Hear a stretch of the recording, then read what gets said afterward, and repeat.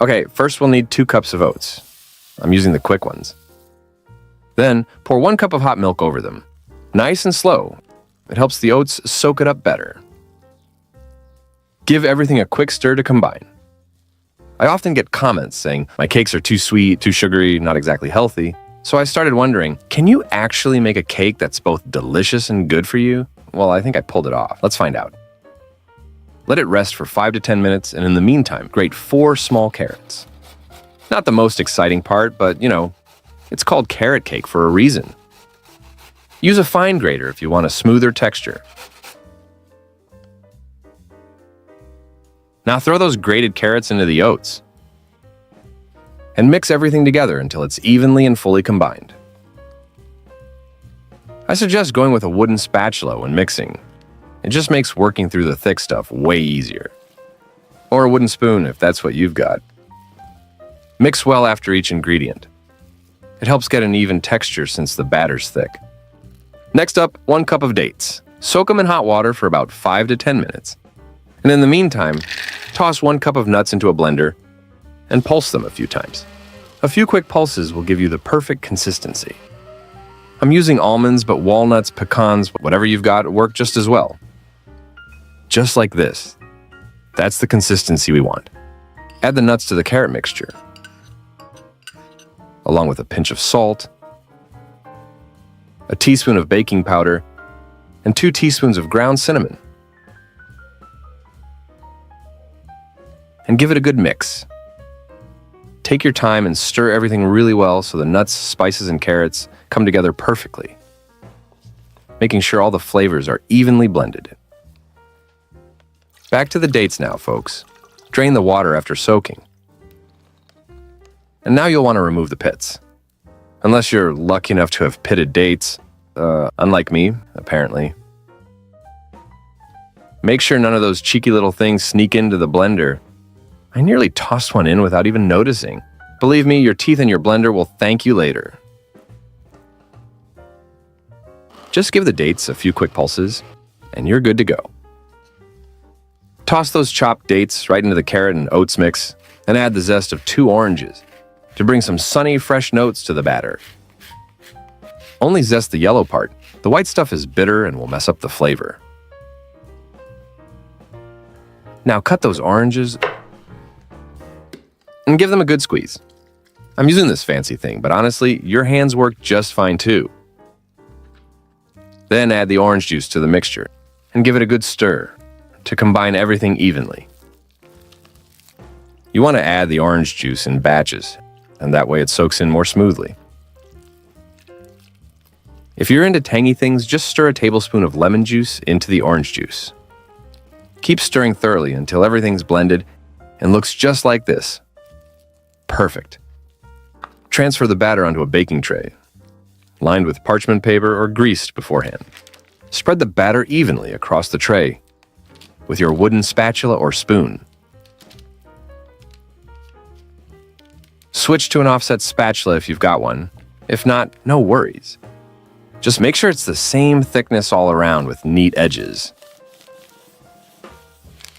Bake for about 20 minutes until the cake is set and lightly golden. Meanwhile, let's make the frosting. Pour half a cup of heavy cream into a separate bowl. Whip it on medium speed. Keep your bowl and whisk cold so everything comes together quicker and fluffier. Whip the cream until you see soft peaks form. They're what hold the frosting together and keep it light and airy. Pop the cream in the fridge to chill until you need it. Next, we need ricotta for the frosting. If you want it extra smooth, run it through a fine mesh strainer. But honestly, it's just as good without this step, folks. Then grab some mascarpone and toss it in with the ricotta. Then sweeten things up with honey. If you're not into honey, feel free to use any sweetener you like. Powdered sugar, stevia, whatever works for you. Just add a little at a time and taste as you go. Grate the zest of 1 lemon right into the mix. And add a few splashes of vanilla extract. Beat on medium speed until it's smooth and creamy. By the way, mascarpone helps stabilize the frosting. You can go with just ricotta, but it won't be as firm. At this point, I realized the mixture needed a bit more sweetness, so I added some extra honey and just kept beating until everything was well combined and smooth. Now, using a silicone spatula, add the whipped cream to the ricotta mascarpone mixture, gently folding it in until the texture is light, smooth, and perfectly combined. Not gonna lie, I love this part. Could be doing this all day. Now I'm just scooping the frosting into a piping bag for smoother layers later, but a spoon works too. If your frosting's a bit runny, just chill it in the fridge for 30 to 60 minutes. If it looks good, go ahead and frost the cake. Take the cake out of the oven and let it cool completely before doing anything else. Now let's cut it. Slice it in half lengthwise, using a regular knife. Next, cut each half again to end up with 4 squares. Just look at this piece. You can almost taste it just by looking. Soft, hearty, and full of real ingredients. All right, let's put the cake together. I'm using a turntable, but any flat surface will work just fine. Now squeeze the frosting onto the cake, just like this. By the way, have you made anything from the channel? Leave your comments below and share your experience, guys. Now add the second layer on top. Pipe some frosting on this layer too, nice and neat. Then put the third layer. Here goes some more of that frosting. And here goes the final layer. And some more of the frosting goes on top. I mean, just look at this. The frosting's so smooth and creamy, it's like spreading a cloud right over the cake. Now grab a spatula and gently spread the frosting on top. Smoothing it out as you go. Then carefully spread the frosting around the sides, making sure the entire cake is evenly coated.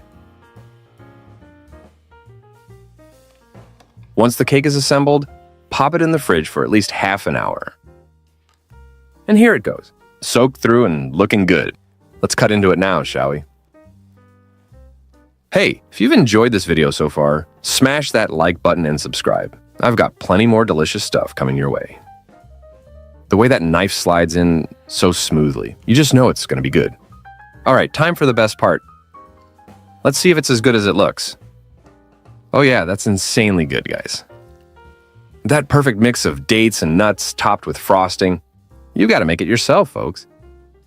Thanks for sticking around, guys. Hit that like button, subscribe, and until next time.